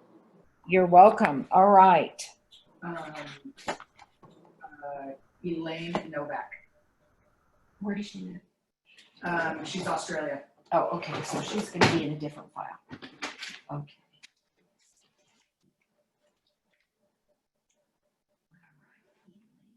Oh, she's right here in front. Okay. Elaine Novak. Hi, Wendy.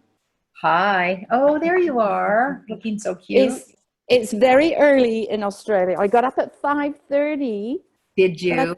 But I think I got the time wrong, but it doesn't matter. I'm in. She got up really early for this.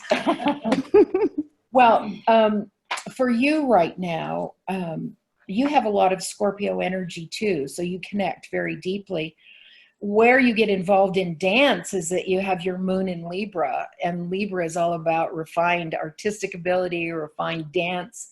So it's no surprise that you're involved in groove. Where your problems lie in your chart are the fact that you have Virgo rising and Pluto conjunct your rising sign.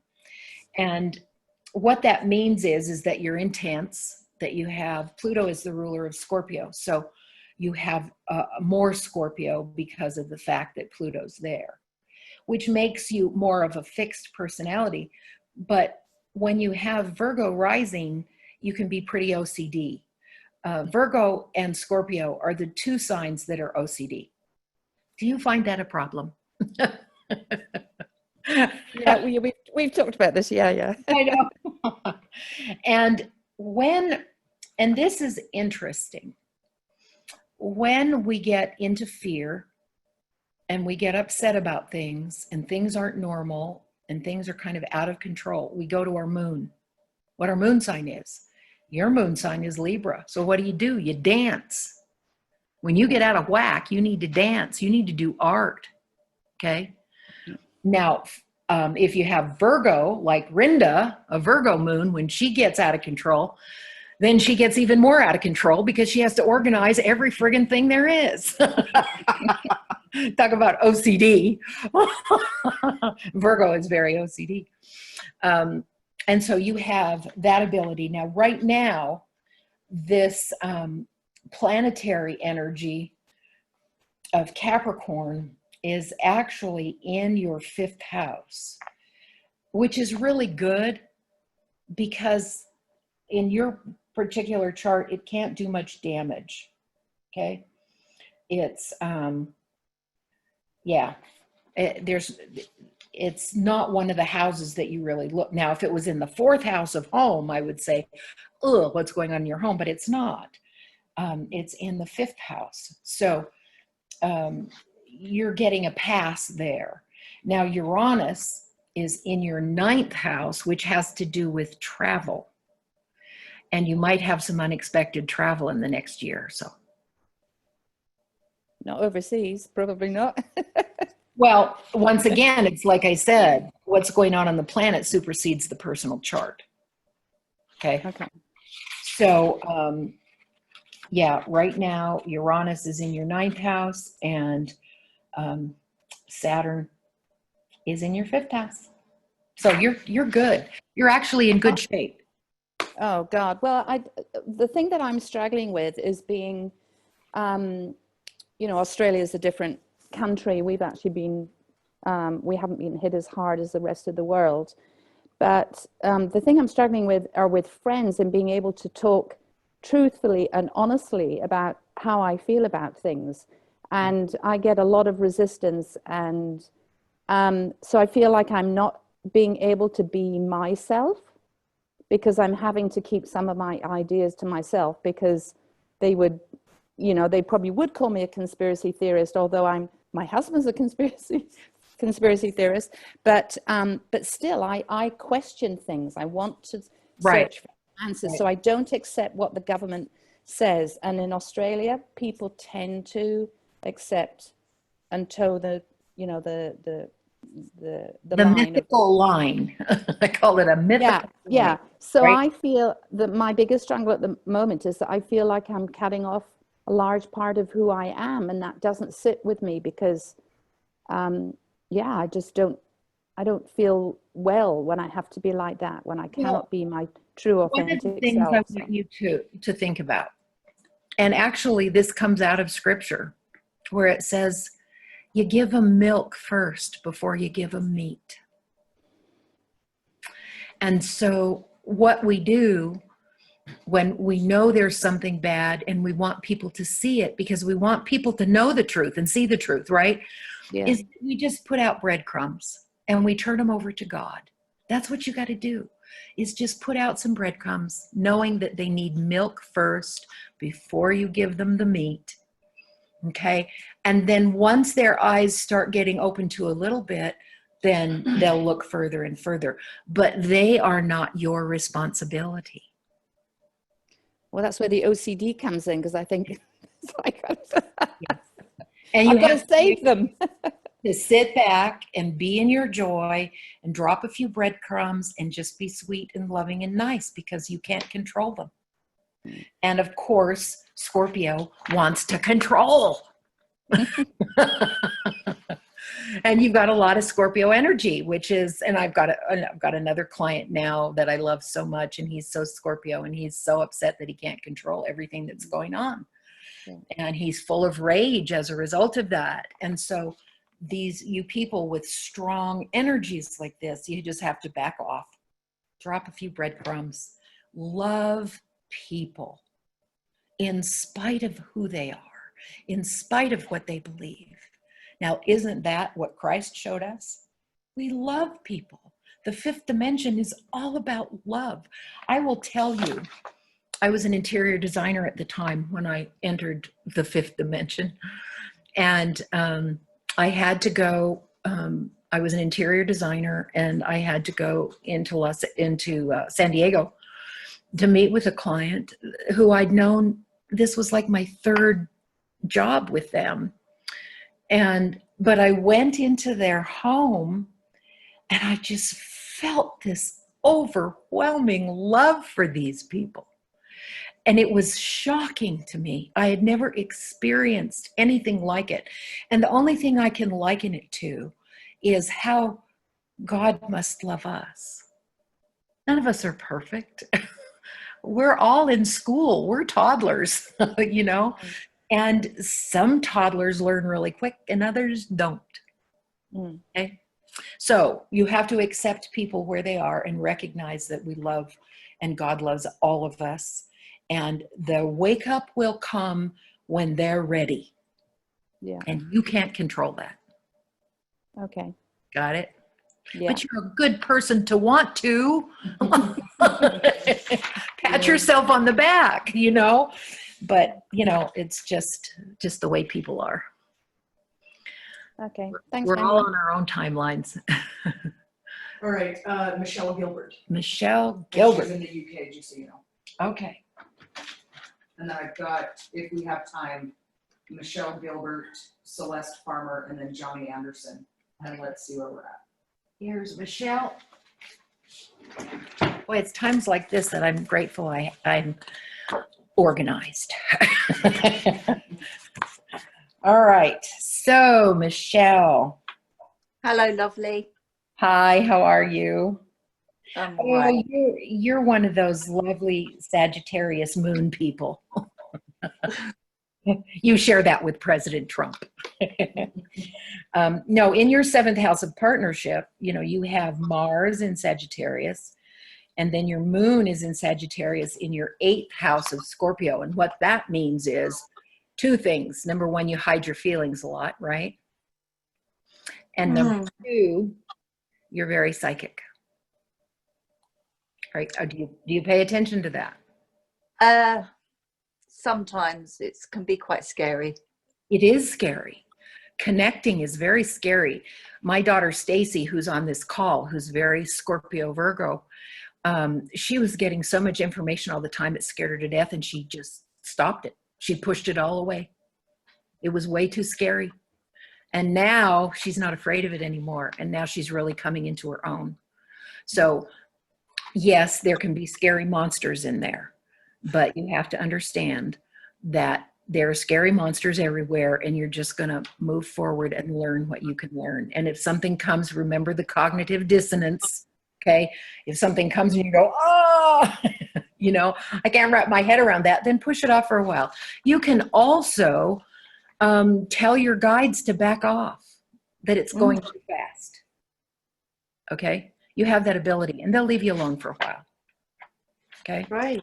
So now the Saturn, Pluto, Jupiter energy is actually just leaving your eighth house of Scorpio, and it's in your ninth house. Now the ninth house is all about travel, higher education, writing, publicity, or publishing, you know, foreign travel particularly. So when you have Saturn and Pluto in your ninth house, it's going to make you reevaluate things, Yeah. because also the house of philosophy. Hmm.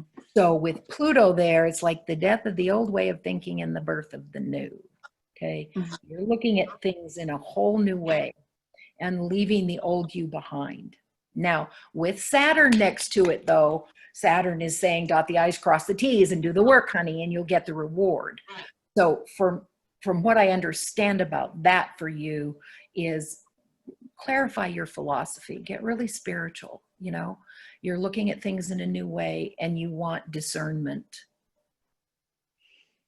And so you Yes. ask for that. Now, Uranus is in your 12th house of Pisces. And what happens in the 12th house is sudden things can happen that you don't expect. So you can expect things that'll come out of the blue. And you just didn't expect it at all. And so that's the other big thing for you. And Uranus, of course, is connected to Saturn.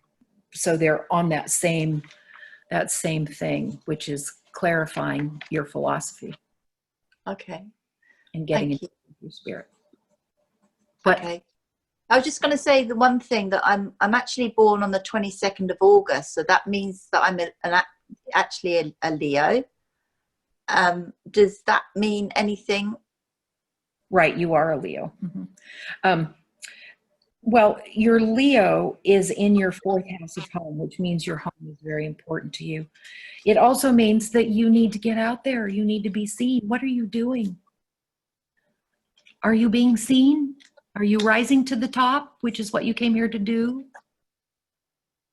Well, peaks and troughs, peaks Yeah. and troughs. Okay. But you came here as a Leo to be visible and to share yourself with the world. Okay. And so that's really important. But being at home is also really important for you. Your home is like your cave with your sun there. So you have Cancer energy too. You'll be very nurturing and sweet and not quite as narcissistic as Leo can be. It's mitigated. Oh, good. Yeah. Yeah. And then you have Gemini rising, which means Mercury, your ability to communicate is your key in this life. And your Mercury is actually in Virgo, conjunct Pluto, which means you've got basically a Scorpio Mercury. You can go deep. You can research. You have a very strong mind. Yeah. And then you also have Uranus conjunct Jupiter in Libra, which is all about the dance, which is why you're part of the groove. All that Okay. Libra energy. But you're very talented, honey. Very talented. Do you have children? Yes, I have 2 children and 2 grandchildren. Yeah, because I see here with Jupiter in the 5th that you've got children. And they can be lots of children. And let me see. No, let's see. Do you write? Yes, I used to write. I do. Yes, I do write a lot, actually. Yes. Okay. All right. You keep that up. You keep that up. There's something, because of the fact that you have Gemini rising and Mercury, the planet of communication, is ruling your chart. That means that you have come here to write things that will empower people, that will make you visible. You understand that? Yeah, I used to write professionally for a magazine, but I'm not doing that so much now. I'm doing it for myself now, about my, you know, just stuff for me, really. Mm-hmm. So keep that up. Okay. Okay. Thank you. You're sure welcome. Now, who's I next? really appreciate that. Thank you so much. You're welcome, honey. Celeste Farmer. Celeste Farmer. Where does she She's in live? the US. In the US. Okay.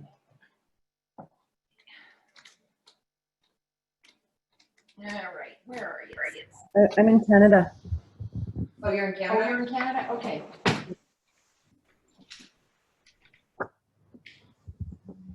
Here you are, right in front. All right. Okay, Celeste is Scorpio conjunct Uranus in Scorpio and a Mercury in Scorpio. So Celeste, you are very connected to spirit, but you know that, right? Mhm. Very psychic. You also have Sagittarius rising and Neptune right on the ascendant. So you're one of those lucky Sagittarians. So Jupiter rules your chart, which means you're very lucky, very fortunate in this life. Do you travel for work? I don't travel for anything right now. No, but I mean, before. No, not currently. I've got designs on it, but no. Okay. Well, I think that's coming. Mhm. Okay. And you have a moon in Gemini, so you're intelligent and you're always seeking information, right? Always looking. My husband is a Gemini moon, and always, you know, about a lot of stuff. Anytime I want to know something about something, I ask my husband, what do you know about this? And he's got the answer. So Gemini is great. You have a very quick mind.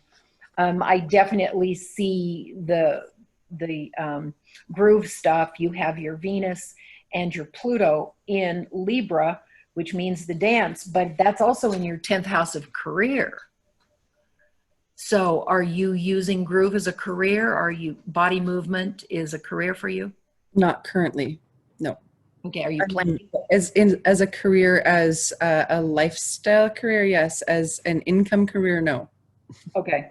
Yeah. All right. Well, it shows up in your 10th house of career. So, and you have a hard time with relationships, don't you? No. Yeah, I do. Well, it's because you have your Venus, which is love relationships, is conjunct Pluto. And Pluto means, conjunct Venus means power struggles in love, constant power struggles. Mm. You want to find someone that, like a Sagittarius or somebody who doesn't really care to be in charge. It just loves you. Goes for walks, you know, and so Sag would be really good. Gemini would be good too, but some mutable sign would be helpful for you. Now, the planetary energies right now are all in your 2nd house of money. So you're experiencing the same thing the other gal was, which is money's now coming in a different way. Mm-hmm. But remember, Saturn says, dot the I's, cross the T's, and do the work, and you'll get the reward. Now, that can mean do the spiritual work so that you manifest what you need, as well as any physical work that you may need to do. One of the things that I find helpful is every morning when I get up, it's like, okay, show me what I need to do today. Mm-hmm. You want to be connected with that. And oftentimes during meditation, you ask that question and you've got your journal in front of you and say, write out, show me what I need to do today. And then listen, and then write what you hear. Okay?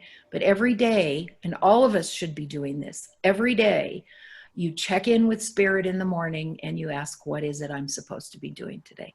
And sometimes you'll get nothing. You don't need to do anything today but what you want. Okay? But go through that exercise and get used to doing it all the time. Okay? So Uranus for you is actually in your 5th house of Leo. So what that means is just unusual forms of creativity. Mm-hmm. It's fairly innocuous in the 5th house. So you have a little bit of a reprieve too. If, you know, Uranus had been in your 4th house of home or your 10th house of career, then things would really definitely be changing. But for you right now, what's really changing is the way you bring in money. Got it? Mm-hmm. Any other question? Was that helpful? Yes. Good. Mm-hmm. Anybody else? Johnny Anderson. Oh, Johnny. Mark said we have to read her because she's had a smile on her face the entire call. She always has a smile on. Now, is she out of the country? No, she's Chicago, right? Okay. Johnny, Chicago? Oh yeah, she's here she Chicago. is, Johnny May. Johnny May Anderson. Okay. Oh, Johnny has that sweet Pisces moon. And so now Pisces right now, or the moon, or Neptune in Pisces is at about 16 degrees right now, Pisces, and your moon is at 27 degrees, Pisces. So it's a ways away, and in the next year or so, it's going to get closer and get in orb. And what that means for you is that you have the opportunity to draw on those energies to increase your spirituality, to increase your connection, and also your creativity. Okay, the things that you want to be creative with. Now, since you have your moon in the 10th house of career, that means public visibility. So whatever you're doing, you're meant to be seen. You're meant to be out in the public to be seen, okay? You also have Gemini rising, but you have Uranus in Gemini right on your ascendant, which means it's very important for you to be free. You really need freedom, and you need to be unique and unusual. And if people don't get you, so what? Right? Okay, yes. Yes, but you can come across very unusual to people, and they don't get you, but you just go for it, girl, because you're meant to be different. Okay. Okay. Thank you. Yes, you have a beautiful soul. Now, in your, well, let's see. Yes, right now in your 11th house, you have the Uranus in Taurus. Now that means friends and also group activity. So it's important for you to be part of the group right now. And I am. Good, good. So. Yes. Now, interesting that the Pluto, Saturn, Jupiter stellium is actually in your 8th house. Now, the 8th house, and you all, the 8th house is the house of Scorpio, but it's also about deep psychological development. And with your sun there in Jupiter, that means you're going to kind of get to the bottom of things in your life, let go of what doesn't matter anymore, let go of any blockages you may have. This is also a good time for therapy. If you wanted to see a therapist about maybe something that's stuck that you don't feel like you've been able to clear. But other than that, you're in pretty good shape. Have you felt that though, really? I really have. Yeah. In light of even what's happening now, which has been rather dark. Yes. But deep down inside, I'm so extremely hopeful and have such faith Yeah. that I know we'll get through it. Yeah. And I want to do whatever I can to help others too, to understand it and to realize the joy that's inside. Right.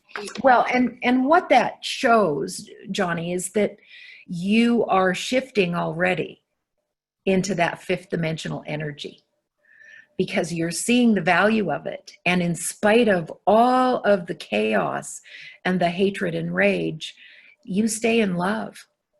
Yeah.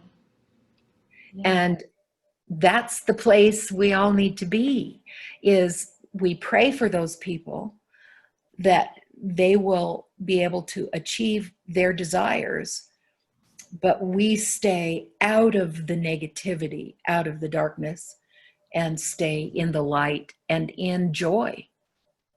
You know, it was so funny. I've got to tell you this experience I had yesterday. My husband has been building grow boxes for me, and he was all dirty and messed up, and you know, he was hot and sweaty, but I just looked at him and I felt this intense joy to have him in my life. it was just overwhelming joy. And of course I've always loved him and all that stuff, but I've never felt the intensity of that joyful feeling just out of the blue.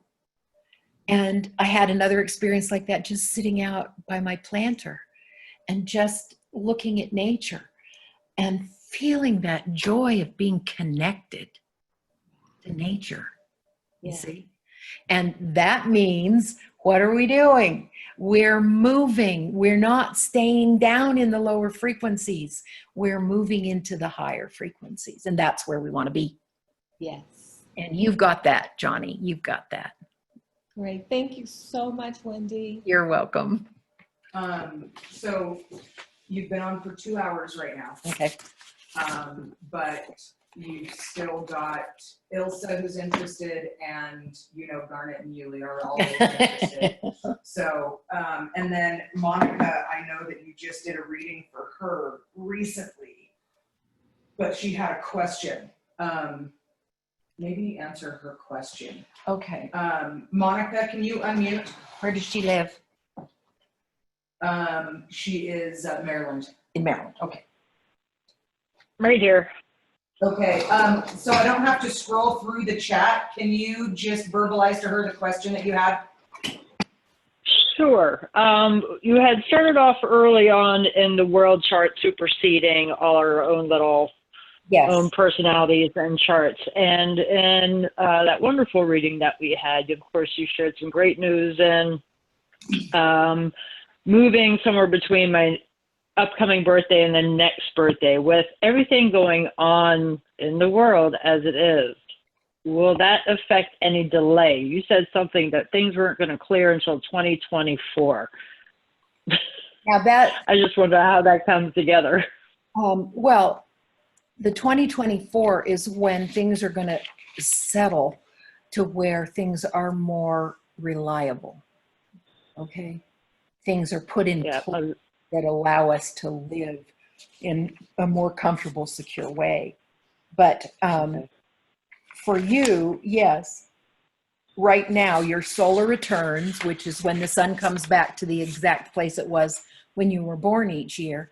And it shows a lot of movement for you, a lot of good stuff, like you will be moving. I think we talked about that, didn't we? Yeah, right. And changes in relationships and stuff. But what's coming as of your birthday this August could mean that things are different. It shows that you're going to be moving, but maybe you can't yet. You see what I'm saying? You have Uranus in your 4th house of home. You also, in this solar return as of your birthday, you have Jupiter, Pluto, and Saturn in your 1st house of self. Now, this won't change because this isn't you out working your will on the earth. This is you changing yourself. Right. Pluto is in your 1st house. So it's the death of the old you and the birth of the new. Okay. Saturn is there saying, take care of only what's important. Dot the I's, cross the T's, and do your work, and you'll get the reward. So there's a lot of inner work to be done here. So whether or not you move next year is going to depend on what's going on in the world. But keep thinking, keep visualizing what you desire. And again, by synchronicity, things are going to come together. And you have to have faith in that, trust that, yeah, you're being watched out for, Okay. being cared for. Okay. I just didn't know if with the big, huge world things going on, if that was going to delay. That's all. Yeah, it could. So, It doesn't say that okay. it doesn't mean that it will, but it could be. Okay. Gotcha. If it doesn't, it's for Thank the you. reason that I explained, is what's going on Right. take precedent. Okay. Great. Thank you. You're welcome. Thank you so much.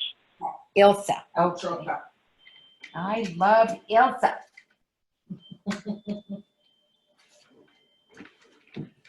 She is a beautiful soul, this Ilsa. Now, and I can't believe, Ilsa, you're a dentist. I still have a hard time with that. We just all watched her brush and floss her teeth and wash her face. Ilsa is a Virgo, and she has lots of Virgo, and she has Scorpio rising and Pluto in Scorpio. Okay, so Ilsa, you know that you are pretty OCD about things, right? Sometimes. Have you got your mic on, Ilsa? What? Yeah, I am on. Oh, there you are. Okay, so you know you're pretty OCD, right, about things, which in essence, as a dentist, and I know you don't want to do that forever, but you're really good at all the detail work. You know what it takes. Virgo is very good about detail. Virgo is the perfectionist, and that's where the OCD comes in. And people who are Virgos can be very hard on themselves because, oh, I'm not good enough, kind of thing. And you got to eliminate any of those kinds of thoughts. You're just like a special fairy. I love you. I mean, just like this gossamer, beautiful. She is very fairy-like. Very, very, yeah. And so that's why I have a hard time with you being a dentist, because I see you just floating around the earth. But what's going on now with the Pluto stuff, this isn't the right thing, it's here. Okay, is that you have actually the Saturn Pluto stuff in your third house of writing and siblings. So have you been writing? No, but to be honest, recently I have a urge to write, and Okay. I have a big urge to write. And it's really kind of preparing myself for that. Yeah. Well, you've got so much going on natally in your ninth house, which is writing and publishing, travel, writing, publishing, and it's Leo energy as well as your moon in Cancer. So Cancer really keeps you connected. Okay. You have that Cancer Scorpio. Take this time. I don't know. Can you practice right now, dentistry? Yeah, I'm still working. Are you? Okay. Well, take whatever time you need to really focus on the spirituality. Ask and listen. Quiet, ask and listen. And I know you have goals to really transform your life into new avenues. And probably that will be slowed down a bit based on what's going on. I'm looking at your solar return as of your last birthday, which is effective now. And that just showed relationship endings, right? Yeah. And what's going on in your home, though, seems to be doing okay, right? What's in your home? The time you've been there? I'm actually moving. You are moving now? Yeah, it's a little bit complicated situation, but yeah, I'm leaving my apartment. So. Well, wherever you're moving, it's going to be good for you. Okay. Yeah. You have the sun there and Venus and Mercury. So it's going to be good for you. It also shows a possibility of a relationship moving into your home. Is that what's happening? No, unfortunately. Okay. Well, it shows up.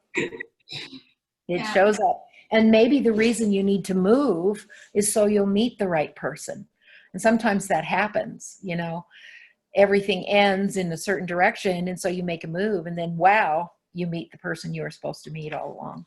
Yeah, because I took this decision quite suddenly, but it really felt aligned, even though I still don't know what's going to happen or where I'm going to. Just trust, manifest it, synchronicity. This is what I want. Thank you, God, for it. Thank you, God, for showing me the perfect place at the perfect time. That's what you need to be affirming every day. Thank you, God, for doing this for me, for showing me the perfect place at the perfect time. See? That's how it works. You don't have to do all the busy work. You just have to manifest it and thank God for it, that it's happening. Okay? All right. And then the last two, if you want to take the time to do it. Well, let me quickly, is this, yeah, that's Ilsa's here. Let's see. H-I-J. Yulia and Garnet, Yeah. and they're together. Oh, okay, they're at the same Yeah. place. Okay.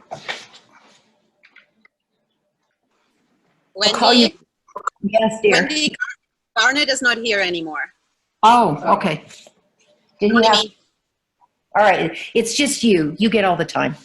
just me. Thank you. Now, for those listening, Julia is Scorpio. She's a double Scorpio. She has Scorpio rising, and the sun conjunct Scorpio, her ascendant, and her Mercury is in Scorpio as well as her Neptune. And so she's had a very fixed personality,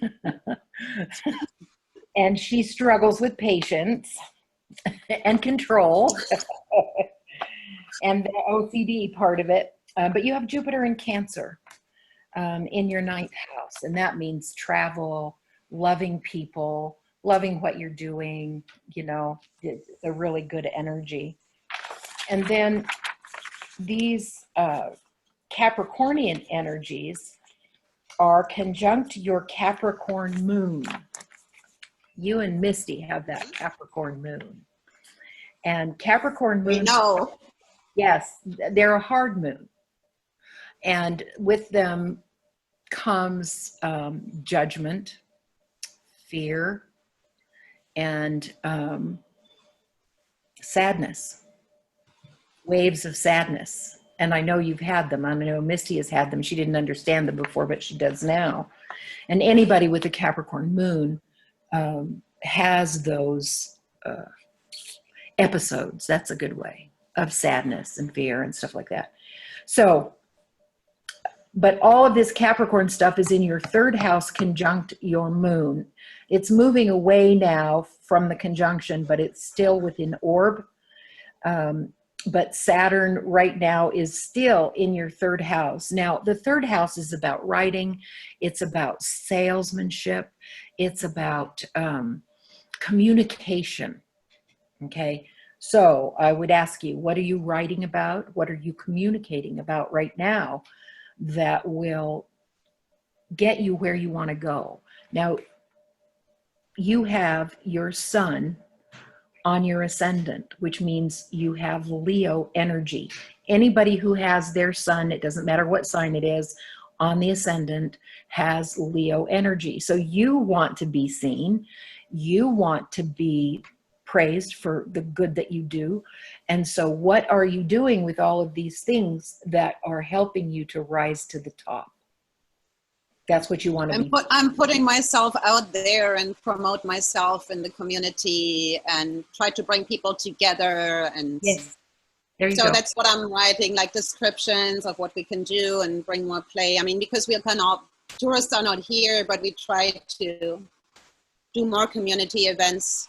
And before I was writing, I mean, for a while I was writing every day for my book, and then I let it go, and then I had this deep darkness for a few days, and then yeah, other things, as you know, some relationship struggles, and then I got out of it, and I feel really good. And now I'm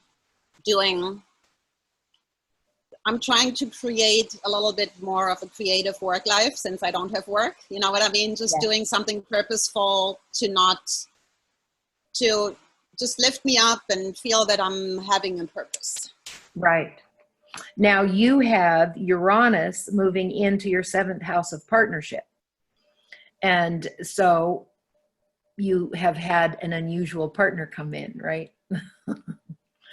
Yeah, but I feel like after last week, after your reading with him, we had a little breakthrough. Oh, good. Excellent. Yeah. So it's your relationship area that is part of what's going on right now. Okay. And you're doing the work. Patience is required. He's teaching me patience. And that's exactly what you need. And for all those listening, it's important to understand that relationships are the trenches of life. That's where we learn the most about ourselves. And so expect in any relationship, no matter how good it appears, there's going to be learning involved. Okay, learning about ourselves. And when you have had a bad relationship and it's ended, the point is to identify what you learned about yourself from that relationship. It has nothing to do with your partner. What did you learn about yourself? What are your needs? What did you figure out that you did wrong? You see what I'm saying?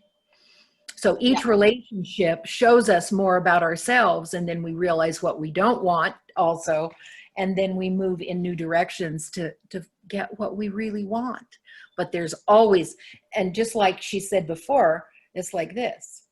You know, we start out in this loving new relationship and we go up and down and up and down, but each time we go a little bit higher and a little bit higher, okay, until you achieve the pinnacle of what you want. But it's all work.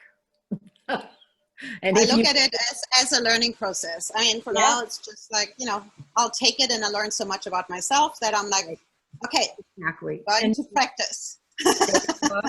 Stay in love and gratitude and thank God that this wonderful man has come into your life. That's awesome. All right. Thank you so much. So that's it, unless Okay. anybody has any other questions. Hi, Johnny. Hi, Elsa. That's the ones I can see on my screen. Well, thanks to all of you for your participation. Go ahead. I have a question. Okay. Do you do Chinese astrology as well? No, I don't. No. I can do some Ayurvedic, but I do very little of that. Most of what I do is traditional Western astrology. Okay. Okay. Thank you. You're welcome. So if anybody wants a reading, I'm doing them 50% off for several months here through the coronavirus. And you can just go to my website and use the coupon code Love and Joy. And that'll show the 50% off prices. So if you've not had a reading from me before and you want one, the full initial reading is what you want. Okay. And those who have had readings, if you want an update, then it's half of the yearly reading. Okay. All right. Well, if there are no other questions, my love to all of you. You're all such powerful, wonderful people. And I know you're all doing the best that you can, and just stay in as much love and gratitude as possible and creativity, and we'll get through this and we'll help each other. Right? Okay. You're getting lots of thanks. You're sure welcome, everybody. Sayonara. Okay. Now I'm leaving you. You go.